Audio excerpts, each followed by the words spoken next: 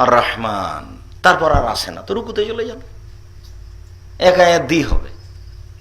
আল্লাহ বলছেন তুমি পড়ো কোরআন মাজিদ থেকে যা সহজ হয়। তা আমার সহজ হয়েছে আর রহমান, আর নাই, তা আমি রুকুতে চলে যাব। আপনাকে এত কঠিন করতে বলল কে? ও তো হুজুর বলেছে যে ছি ছি ছি ছি, হামজার জায়গাতে আইন করেছে, এর পিছনে নামাজ হবে না।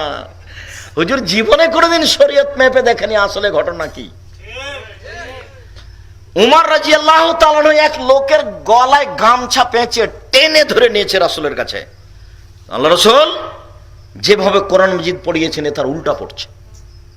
তখন আল্লাহ রাসূল বলছেন ওকে আগে ছাড়ো তো, এভাবে ধরে নিয়ে ওকে ছেড়ে দাও।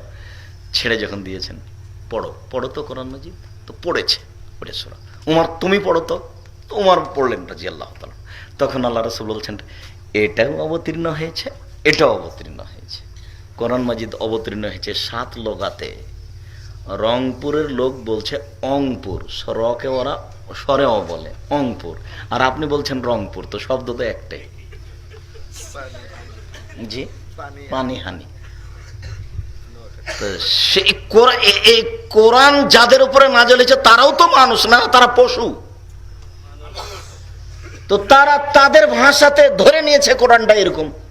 তখন কেউ সদকে সিন ধরেছে, সিনকে সদ ধরেছে, ওভাবে পড়ছে। কোরআন মাজিদ 7 কেরাতে অবতীর্ণ হয়েছে সহজতার জন্য। আর হাফেজ সাহেব না বুঝে বলেছেন ছি ছি ছি, করলো কি রে। যখন কোরআন মাজিদ পিছনে আছে তখন থেকে ওরই নামাজ হয়নি, খালি ওর টেনশনে চিন্তাই বইরা যে সালামের পরে কি বলবে। খুব ব্যস্ততার মধ্যে সালাত কেটেছে, সময় কেটেছে, সালাতই হয়নি তার। ও বলছে হয়নি এর। অত রাগ করলে হয়? আপনি একটু ঠান্ডা হন, নিজে কোরআন হাদিস বুঝেন না, মানুষের পিছনে অত দৌড়িয়ে বেড়ান কেন? সম্মানিত দিনী ভাই বোন, বলছিলাম সূরা ইখলাস। আচ্ছা, সবাই অভিযোগ করল আল্লাহ নবীর কাছে, আল্লাহ রাসূল আমাদের ইমাম খালি শেষে সূরা ইখলাস পড়েন। আল্লাহ রাসূল বলছেন সালুহু, তোমরা তাকে জিজ্ঞাসা করো তো কেন সূরা ইখলাস পড়েন। ফাসালুহু, সবাই তাকে জিজ্ঞাসা করল আচ্ছা আপনি সূরা ইখলাস পড়েন কেন শেষে? তখন উনি উত্তর বলছেন ইন্নাহা সিফাতুর রহমান, সূরা ইখলাস হচ্ছে রহমানের গুণ। সূরা ইখলাসে কোনো বিধান নেই। সূরা ইখলাসে চুরি করলে হাত কাটা নেই। সূরা ইখলাসে সালাত কিভাবে আদায় করতে হবে এই কথা নেই। সূরা ইখলাসে কিভাবে যাকাত দিতে হবে এই কথা নেই। সূরা ইখলাসে কোনো বিধানই নেই।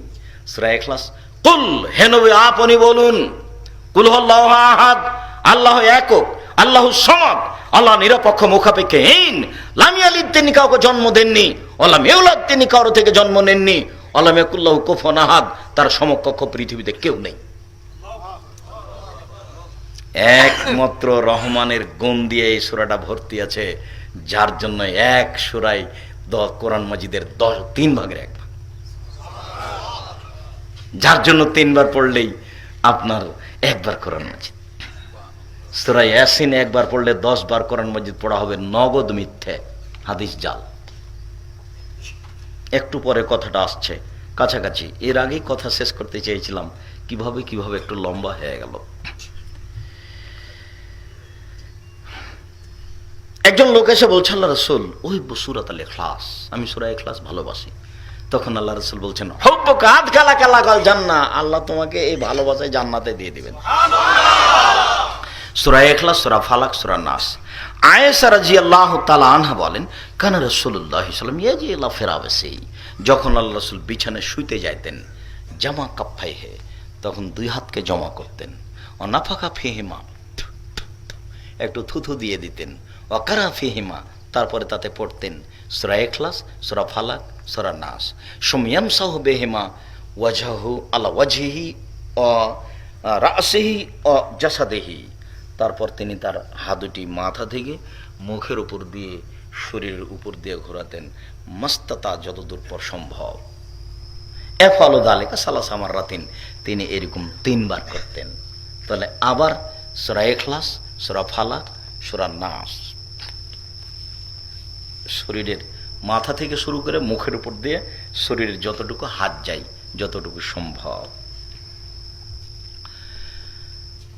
ইবনে খোবাইব রাদিয়াল্লাহু তাআলা আনহু বলছেন, খারাজনা, আমরা বের হলাম, নাতলুবু রাসূলুল্লাহ সাল্লাল্লাহু আলাইহি ওয়াসাল্লাম, আল্লাহ রাসূলকে খুঁজছি, ফাদরাকনাহু, এক জায়গাতে আমরা তাকে পেয়ে গেছি যখন, তখন খুব বাতাস, খুব অন্ধকার।